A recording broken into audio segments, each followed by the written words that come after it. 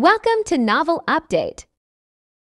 Kamu ketua faksi Draco. Rosalind terkejut sejenak, lalu menatap dengan terbongong dan berkata, Luther, kamu jangan membual.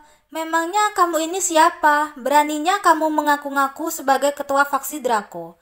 Luther, jangan bercanda lagi. Serius dong, kata Ariana sambil memelototi Luther. Jelas sekali, dia tidak percaya dengan ucapan Luther. Baru beberapa hari Luther tiba di provinsi ini. Mana mungkin dia bisa jadi ketua fiksi? Untuk apa aku bohongi kalian? Kalau nggak percaya, kalian pergi saja ke faksi Draco denganku. Aku bisa memberi kalian uangnya setiap saat, kata Luther menjanjikan. Kamu anggap kami ini bodoh ya? Apa kami masih bisa hidup kalau pergi ke faksi Draco untuk meminta uang? Kata Rosalind dengan kesal. Ya sudah, aku saja yang pergi, balas Luther. Dia malas berdebat kusir dengan kedua orang itu lagi. Lagi pula, ini bukan masalah besar. Kenapa mereka sampai berlebihan begini? Tunggu, aku ikut denganmu. Melihat Luther sudah hendak pergi, Ariana langsung bangkit untuk mengikutinya. Kak Ariana, kamu sudah gila ya? Kamu benar-benar mau pergi ke faksi Draco bersamanya? Rosalind terkejut sejenak. Apa Ariana masih belum mengerti dengan semua yang diucapkannya tadi? Bisa atau enggak, yang penting dicoba dulu. Ariana kembali berkata dengan wajah serius. Tentu saja bagus sekali kalau semua utang mereka bisa dibayar. Kalau tidak, kita baru buat rencana lain lagi. Tapi sudahlah, kalau kamu takut, nggak usah ikut saja. Ariana melambaikan tangannya untuk menghentikan ucapan Rosalind. Aku memang takut, tapi nggak mungkin aku biarin kamu menghadapi bahaya sendirian. Rosalind menghela napas panjang, lalu melanjutkan, kelihatannya aku terpaksa menggunakan koneksiku untuk menjamin keamananmu. Sambil berbicara, Rosalind mengeluarkan ponselnya untuk menelpon seseorang. Halo sayang, aku butuh bantuanmu. 3 menit kemudian, Rosalind mengakhiri panggilan tersebut dan wajahnya kini telah tampak lebih tenang.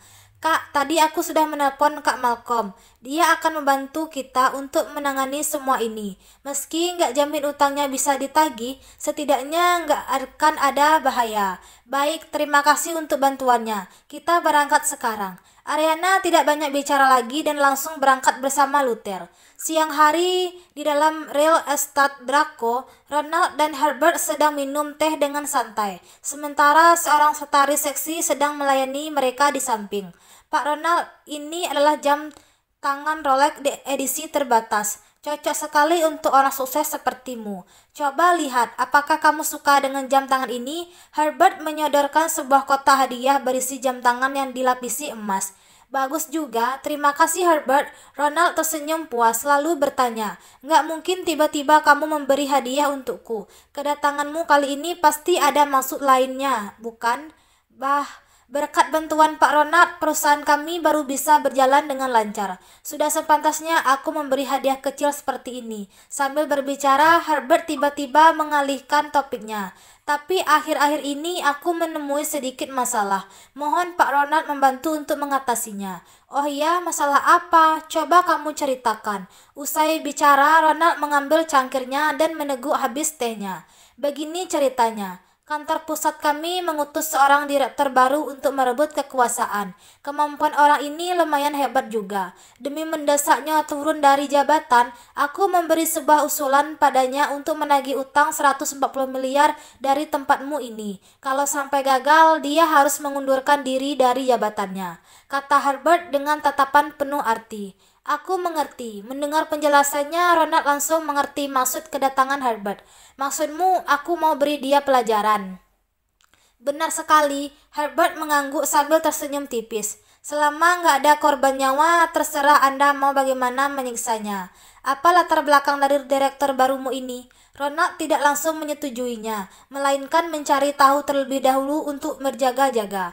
Meskipun faksi Draco adalah faksi terbesar di wilayah ini, tetap saja ada beberapa orang yang tidak boleh mereka singgung. Misalnya anak cucu 5 keluarga bangsawan atau kerabat dari 3 keluarga puncak.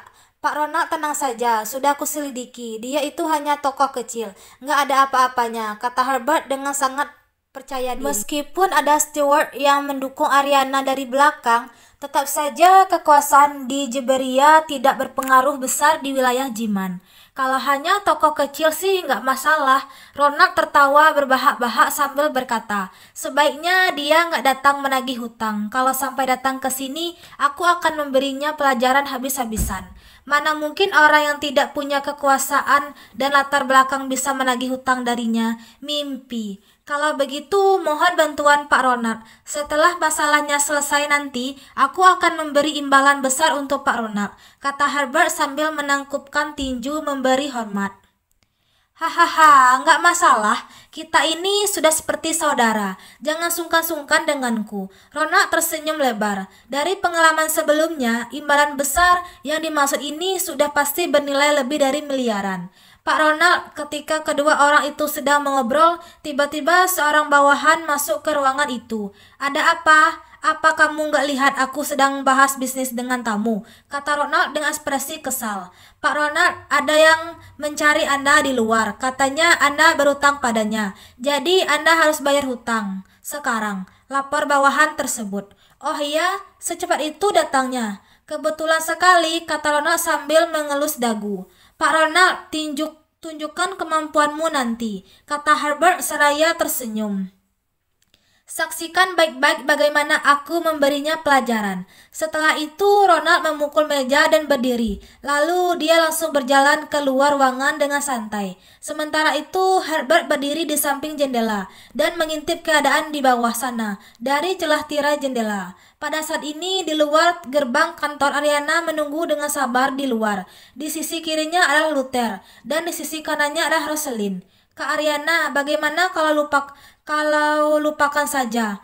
Lihat saja orang di dalam sana. Semua kelihatannya menyeramkan sekali. Rosalind mundur ke belakang sambil menelan ludah dan memasang ekspresi ketakutan. Faksi Draco terkenal dengan kekejamannya. Rosalind khawatir dirinya akan dinodai jika memasuki gerbang tersebut. Sudah sampai di sini, mana mungkin kita pergi begitu saja, kata Ariana dengan tenang. Kak Ariana, orang-orang faksi Draco itu nggak ada hati nuraninya. Gimana kalau mereka sampai... Kata Kak Rosalind tiba-tiba berhenti. Sebab di tengah ucapannya Ronald telah membawa sekelompok orang mendekati mereka dengan aura membunuh yang kuat. Melihat tampang mereka yang sangar, Rosalind gemetar ketakutan. Siapa yang punya nyali sebesar itu mau menagih utang dariku? Ronald menghampiri mereka dengan aura yang sangat berkesima. Aku, balas Ariana sambil berjalan maju dan melanjutkan. Pak Ronald, sudah sempatasnya orang yang berutang itu melunasi hutangnya. Perusahaanmu berutang 140 miliar dari perusahaanku. Sudah saatnya kamu melunasinya. Hehe, hebat juga. Ronald melambaikan tangannya dengan ekspresi sangat dan berteriak. Pengawal, bawakan golokku. Baik, sahut para bawahannya, lalu mereka membawakan sebuah golok besar kepadanya. Gawat, tamatlah riwayat kita kali ini. Melihat adegan ini, Rosalind gemetar ketakutan dan wajahnya menjadi pucat besi. Bahkan Ariana sendiri pun mulai merasa gugup. Hehe, dasar tak tahu diri, gumam Herbert yang berdiri di samping jendela sambil menyerengai melihat kejadian tersebut. Arnold, sudah seharusnya kamu bayar utang. Memangnya kamu mau bunuh orang gara-gara hal ini? Pada saat ini Luther tiba-tiba melangkah maju dari belakang Ariana. Ketika melihat sosok tertentu, mata Ronald langsung membelalak dan terkesit. Golok di tangannya langsung terjatuh ke tanah. Setelah menyadari situasinya, dia langsung menampar bawahannya sambil berteriak. Sialan, siapa yang menyuruhmu keluarin golok ini? Bawa sini uangnya. Hah? Bawahan Ronald bengong seketika. Dia memegang pipinya dengan bingung. Orang lain yang berada di sana juga saling memandang dengan tatapan kaget. Tidak ada yang menyangka bahwa reaksi Ronald akan sebesar itu. Baru sedetik yang lalu dia berkata ingin membunuh orang, kini malah ekspresinya berubah drastis, seakan-akan baru bertemu hantu. Apa yang sebenarnya terjadi? Hah, apanya? Cepat ambil uangnya. Melihat bawahannya itu tidak bereaksi, Ronald langsung panik dan kembali menendangnya. Oh, oke. Bawahan Ronald tidak berani ragu-ragu. Dia langsung buru-buru berlari kembali ke kantor. Meskipun tidak tahu apa yang sedang terjadi, jelas sekali saat ini Ronald sedang ketakutan. Selagi bawahannya itu sedang mengambil uang, Ronald berlari menghampiri Luther sambil berkata dengan senyuman, "Tuan Luther, sejak kapan Anda di sini? Kenapa tidak beritahu kami dulu biar kami jemput?" Tuan Luther melihat tampang Ronald yang ketakutan, Ariana dan Rosalind sontak tercengang. Mereka saling memandang dengan tak percaya. Bagaimana mungkin seorang wakil ketua faksi Draco yang terkenal berdarah dingin ini langsung menjadi ketakutan ketika melihat Luther? Apa yang sebenarnya sedang terjadi? Ronald membayar utang adalah hal yang sangat wajar. Kalau faksi Draco berutang dengan orang lain, kita harus melunasinya. Mengerti? Kata Luther dengan tenang. Baik Tuan Luther. Ronald mengangguk dengan ketakutan dan keringat dingin membasahi dahinya. Tadi memang aku terlalu gegabah. Aku jamin gak akan seperti ini lagi lain kali. Sebaiknya begitu. Selain itu, minta maaf atas sikapmu yang buruk tadi, ujar Luther sembari peringatkan. Maaf aku Nona Ariana, sikapku barusan memang tidak sopan. Semoga Nona Ariana memaafkanku kali ini. Sambil berbicara, Ronald terus-menerus membungkuk untuk meminta maaf. Sikapnya saat ini malah membuat Ariana tidak tahu harus bagaimana menanggapinya. Tadinya Ariana telah membuat persiapan untuk menghadapi perlakuan buruk dari Ronald. Tak disangka, Ronald yang tadinya begitu galak kini malah menjadi selembut ini. Bukan hanya Ariana, bahkan Rosalind juga tidak tahu harus berkata apa saat ini. Apakah pria di hadapannya ini benar-benar Pak Ronald yang terkenal dengan kekejamannya itu? Pak Ronald, aku hanya datang untuk menagih utang. Kalau ada sikap yang membuatmu tersinggung, mohon maafkan aku, kata Ariana dengan sopan. Jangan bilang seperti itu, semua ini memang salahku. Memang aku yang berutang padamu terlebih dahulu. Balas Ronald dengan ketakutan. Semua orang bisa melihat bahwa Luther dan Ariana memiliki hubungan yang tidak sederhana. Sementara itu, Ronald sendiri sangat takut terhadap ketua baru faksi mereka ini. Pak Ronald, uangnya ada di sini. Pada saat ini, bawahannya yang tadi berlari kecil menghampiri mereka sambil memegang sebuah cek. Ronald menyeka keringat dinginnya, lalu menyerahkan cek tersebut kepada Ariana sambil berkata dengan sopan, "Nona Ariana, ini utangku kepada kalian. Coba Nona periksa sekali lagi. 160 miliar. Setelah menerima cek tersebut, Ariana terkejut seketika. Pak Ronald, sepertinya jumlahnya terlalu banyak ya.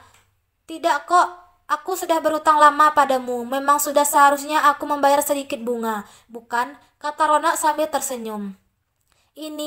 Ariana merasa nggak kesulitan berhasil menagih 140 miliar saja dengan patut disyukuri. Kini dia malah mendapat uang tambahan. Ariana, terima saja bunga yang diberikan ini, kata Luther menasihati Ariana. Benar Nona Ariana, simpan saja uangnya. Kalau tidak, aku tidak akan bisa tidur nyenyak malam ini, kata Ronald memohon. Baiklah, kalau begitu terima kasih atas kemurahan hati Pak Ronald. Ariana tidak lagi menolaknya dan akhirnya menyimpan cek tersebut. Dia bisa melihat sikap Ronald yang segan ini adalah karena bertemu dengan Luther. Apakah perkataan Luther sebelumnya itu memang kenyataan? Ronald, ini ingat ucapanmu hari ini. Setelah berpesan seperti itu, Luther pun pergi membawa Ariana dan Rosalind. Selamat jalan Tuan Luther, seru Ronald sambil membungkukkan badannya di belakang ketiga orang tersebut. Selamat jalan Tuan Luther, para bawahan di belakang Ronald juga ikut menyahut. Pada saat ini, Herbert yang berada di lantai atas langsung berlari turun karena merasa ada yang tidak beres. Pak Ronald, ada apa ini? Kenapa kamu malah memberikan uangnya pada wanita itu? Tanya Herbert. Bukannya sebelumnya Ronald mengatakan akan memberi pelajaran kepada Ariana. Kenapa dia malah memberikan uangnya begitu saja? Begitu bertemu dengan wanita itu, sejak kapan faksi Draco jadi selemah ini? Kau masih berani tanya? Ronald berbalik dan melototi Herbert dengan galak sambil berkata, apa kamu tahu siapa orang yang bersama wanita itu tadi? Bukankah dia hanya seorang pengawal kecil? Apa yang perlu ditakutkan? Tanya Herbert sambil mengernyit. Pengawal? Ronald tertegun, lalu menampar wajah Herbert dengan keras sambil memaki. Brengsek, buka matamu lebar-lebar. Orang itu ketua baru dari faksi Draco. Apa? Ketua baru? Herbert sontak tertegun. Bajingan, hampir saja nyawaku melayang gara-gara kamu. Jangan pernah muncul di hadapanku lagi. Enyah sana, maki Ronald dengan kesal. Dia langsung membanting jam tangan Rolex itu ke wajah Herbert. Herbert tidak berani bersuara sama sekali dan langsung lari terbirit-birit. Dia juga tidak menyangka bahwa Ariana bisa mengenal orang sehebat ini. Luther, kamu benar-benar ketua baru faksi Draco, tanya Ariana dengan penasaran di mobil. Meski mereka sulit dipercaya, si Kak Rona tadi telah menjawab pertanyaan ini dengan jelas. Kamu sendiri sudah melihatnya tadi, kan? Masa aku bohong? Kata Luther sambil mengangkat bahunya. Maksudku, bagaimana kamu bisa menduduki posisi itu? Tanya Ariana dengan heran. Tentu saja dengan pengetahuanku. Memangnya kamu kira dengan berkelahi? Jawab Luther dengan sok serius. Kamu serius? Tanya Ariana dengan tatapan curiga. Menurutmu? Balas Luther sambil tersenyum tipis. Sudahlah, aku nggak peduli bagaimana caranya kamu menjabat sebagai ketua baru faksi Draco. Aku hanya berharap kamu jangan bertindak semena-mena, kata Ariana dengan wajah serius. Tenang saja, aku nggak akan mengganggu orang yang tidak bersalah. Mulai sekarang, faksi Draco nggak akan lagi melakukan hal buruk. Jawab Luther memberi jaminan. Baguslah kalau begitu, balas Ariana menghela napas lega. Dia benar-benar takut bahwa Luther akan salah langkah dan menjadi kriminal. Luther, aku nggak menyangka kamu benar-benar punya hubungan dengan faksi Draco. Rosalind tiba-tiba berceletuk. Tapi jangan senang dulu sekarang. Faksi Draco itu isinya bukan orang-orang baik. Cepat atau lambat, mereka pasti akan terkena masalah. Kusarankan sebaiknya kamu bertobat. Jangan sampai tertangkap oleh polisi. Kamu nggak usah mengkhawatirkan hal ini. Urus saja dirimu sendiri, jawab Luther dengan tenang. Tak tahu diuntung, ujar Rosalind sambil mengerucutkan bibirnya. Meskipun posisi Luther saat ini telah makin tinggi, bagi Rosalind pria itu tetap saja masih tidak sebanding dengan Malcolm. Sudahlah, kalian berdua jangan berdebat lagi. Meskipun masalah utang sudah selesai, saat ini masih ada satu masalah lagi yang harus diselesaikan, yaitu bisnis dengan grup Sutanto, kata Ariana mengalihkan pembicaraan. Kak, aku nggak berani menjamin untuk hal lainnya, tapi masalah ini serahkan saja padaku, kata Rosalind dengan percaya diri. Bagaimana rencanamu? Tanya Ariana dengan penasaran. Kak, apa kamu sudah lupa? Kak Malcolm adalah manajer grup Sutanto. Kalau dia yang turun tangan, masalah bisnis ini nggak ada apa-apanya, balas Rosalind dengan angkuh. Oh iya, mata Ariana sontak berbinar. Tentu saja, Rosalind tersenyum bangga dan melanjutkan. Dengan koneksi Kak Malcolm, masalah ini bisa teratasi hanya dengan sepatah kata darinya. Mendengar ucapannya, Luther menggeleng dan berkata sambil tersenyum, jangan terlalu sombong, Malcolm sendiri saja sudah terancam saat ini. Mau bagaimana lagi dia menolong Ariana?